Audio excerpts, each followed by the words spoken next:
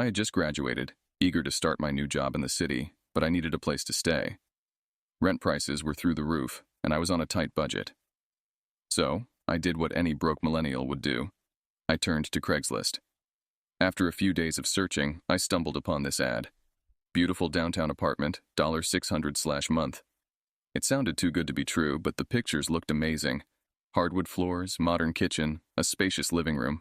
I thought, this must be my lucky day. I reached out to the landlord, a guy named Mr. Davis. He seemed friendly enough over the phone and was eager to show me the place. We arranged to meet later that afternoon. When I arrived, Mr. Davis greeted me at the door with a wide smile. He was a middle-aged man, neatly dressed, and spoke with a kind of nervous energy. The apartment was just as advertised. It was perfect, almost too perfect. But something caught my eye. There were security cameras in the hallways and at the entrance. Mr. Davis explained they were for our safety, which seemed reasonable at the time. I signed the lease right then and there, excited to move in the following week. The first few days were fine. I started to settle in, unpacking my boxes and getting comfortable. But soon, I began noticing some odd behaviors. The neighbors were distant and avoided eye contact. It felt like they were hiding something. And Mr. Davis? He showed up at the building way more often than any landlord should, sometimes late at night, lingering in the hallways. One night I came home to find a folded piece of paper slipped under my door. It was a note, handwritten and shaky. Be careful. He's watching you. My heart raced. Was this a prank? I tried to shake it off, but the unease lingered. Curiosity got the better of me. I started paying closer attention to Mr. Davis's visits. He always seemed to be around, always watching. Then I noticed something else. There was a door at the end of the basement hallway that I hadn't seen before. It was always locked, and no one ever went near it. One night, after Mr. Davis left the building, I decided to investigate. I picked the lock, a skill I regrettably learned in college, and slipped inside. What I found was horrifying. The room was filled with monitors, each displaying live feeds from cameras placed all over the building, including inside some apartments. There were also stacks of files, each with a tenant's name, personal details, and photos. I found mine among them. He knew everything about me. I felt sick. My skin crawled as I realized the extent of his surveillance. This wasn't just about security. This was obsession, control. I had to get out. I left the room as quietly as I could and ran back to my apartment. I packed a bag with essentials, grabbed my phone, and dialed 911. I explained everything to the operator, my voice trembling. The police arrived quickly. They arrested Mr. Davis and confiscated all his equipment. As it turned out, he had been monitoring his tenants for years, recording their private moments and keeping meticulous records of their lives. He faced numerous charges, including invasion of privacy and harassment. I moved out the next day and crashed on a friend's couch until I could find a new place. The experience left me shaken, wary of too-good-to-be-true deals and overly friendly landlords. A few weeks later, I received a call from a detective working on the case. He wanted to update me on their investigation. Apparently, Mr. Davis had a history of such behavior. He had moved from city to city, always targeting young professionals and students. The detective told me they found more disturbing things in that basement room, photos and videos dating back years, some involving former tenants who had disappeared under mysterious circumstances. It became clear that Mr. Davis wasn't just spying on us. He was a predator. The detective hinted at connections to unsolved cases, but he couldn't reveal more details. The weight of what could have happened to me sank in, and I felt a chill run down my spine. I tried to move on, but the trauma lingered. I became hyper-aware of my surroundings, always looking over my shoulder. My new apartment was in a busy area with lots of people around, and I made sure it had no hidden cameras. Yet I couldn't shake the feeling of being watched. One night, as I was lying in bed, my phone buzzed with a notification. It was from an unknown number. I opened it cautiously, my heart pounding. The message was a single sentence. "You got away this time." I dropped the phone, my hands trembling. I couldn't believe it. How did he get my new number? Was it really him? The police assured me he was in custody awaiting trial, but the message felt so real.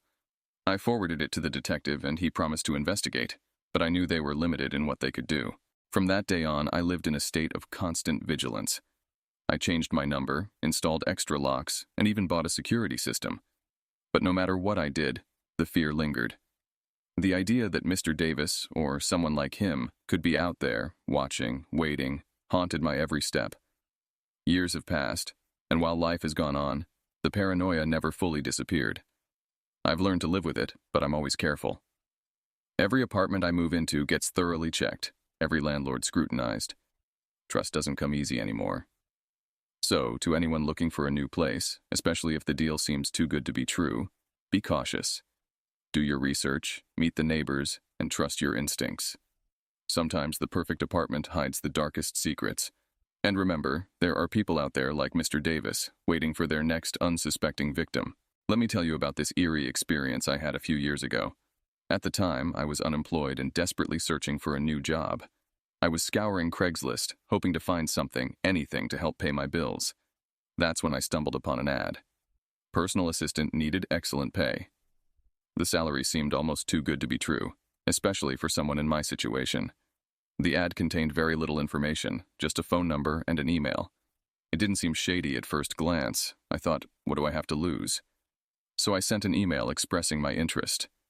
Within an hour, I got a reply asking if I could come for an interview the next day. I was excited, but also a bit nervous. The location was an office building downtown, which seemed legit. The next day, I dressed up in my best interview clothes and headed to the address provided. The building was old and a bit run down, but looked like any other office building. I took the elevator to the 5th floor as instructed. When I got out, the hallway was eerily quiet. There was only one door with a small plaque that read, Office 501. I knocked, and a man in his late 50s opened the door. He was well-dressed, almost too well-dressed for this shabby building. He introduced himself as Mr. Harrison. His smile was warm, but his eyes were cold and calculating. He invited me in, and I followed him through a narrow corridor into a small office. It was sparsely furnished, just a desk, a couple of chairs, and a filing cabinet. The interview started off normally. He asked about my previous jobs, my skills, and my availability. But then the questions got weird. He wanted to know if I had any family in the area, if anyone would notice if I was gone for a few days. I laughed it off, thinking he was joking, but he just stared at me, waiting for an answer. I told him I was single and lived alone. He smiled, but it didn't reach his eyes. He said I was perfect for the job and that I could start the next day. I needed the money, so I ignored the red flags and agreed.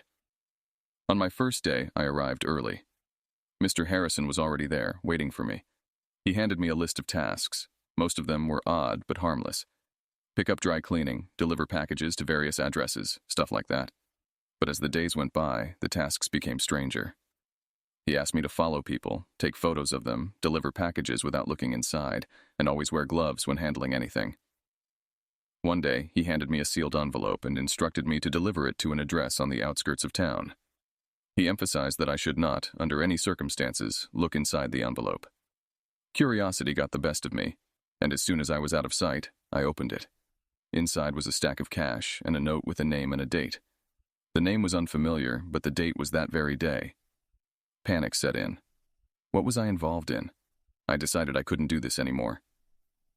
When I got back to the office, I told Mr. Harrison I wanted to quit. His expression darkened, and he told me that leaving wasn't an option. He mentioned how assistants who tried to leave before had disappeared without a trace. I felt trapped. That night, I couldn't sleep. I was terrified of what Mr. Harrison might do. I started to notice men following me, always keeping their distance, but always there. I knew I had to get out, but I needed a plan. I gathered as much evidence as I could, photos of the packages, recordings of our conversations, and that note with the name and date. I contacted the police and showed them everything. At first they were skeptical, but when they saw the note and the photos, they took me seriously. They set up a sting operation, and within a week, Mr. Harrison and his associates were arrested. It turned out they were part of a criminal network involved in all sorts of illegal activities. After that ordeal, I found a new job through a friend. It didn't pay as much, but it was safe, and I learned to be much more cautious about too-good-to-be-true offers. It's funny how desperation can cloud your judgment, but trust me, no amount of money is worth your safety. My name's Jake, and like anyone else, I was trying to save some cash and get a decent used car off Craigslist. Just something to get me to work and back without breaking down every other day. One night, I was scrolling through listings and stumbled upon a beauty, a 2012 Ford Mustang. It was pristine, with low mileage and a price that seemed too good to be true. I mean, it was listed for almost half of what it should have been. I thought, man, this is my lucky day. The photos showed a shiny red Mustang with a clean interior and the whole deal. The description said the owner was moving abroad and needed to sell quickly. So I shot a message to the seller and got a response almost instantly. He suggested we meet the next day at a busy shopping mall parking lot. I arrived a bit early and waited, feeling a mix of excitement and nerves. Soon, this guy showed up with the car, looking kind of edgy. He was fidgety, glancing around like he was expecting someone, but the car looked even better in person. We took it for a quick spin, and it drove like a dream. The guy said he had another buyer lined up, so if I wanted it, I had to decide right then and there. I didn't want to miss out, so I handed over the cash and drove off with my new ride. At first, everything seemed fine, but as I drove home, I started noticing a weird, metallic smell. I figured it was just from sitting idle for a while. But then there were these dark stains in the trunk that wouldn't scrub out, and sometimes the car would make strange noises, almost like whispering. It was unsettling, but I tried to brush it off. A week later, I decided to take it to a mechanic for a thorough check. That's when things got really creepy. The mechanic found these hidden compartments welded into the frame. They were empty, but it was clear they had been used to hide something. There were also some unusual modifications, like the windows were reinforced, almost bulletproof. I was starting to freak out, so I did some digging. Turns out the car had a shady past. It had been involved in several crimes, drug trafficking, smuggling, you name it. And here's the kicker. The previous owner was still being hunted by some very dangerous people. One night, I noticed a black SUV tailing me. My heart pounded as I took random turns trying to lose it, but it stuck to me like glue. I pulled into a police station parking lot, and the SUV sped off. Shaking, I went inside and told the cops everything. The police took the car and the hidden compartments seriously. They found traces of drugs and other incriminating evidence I hadn't even noticed.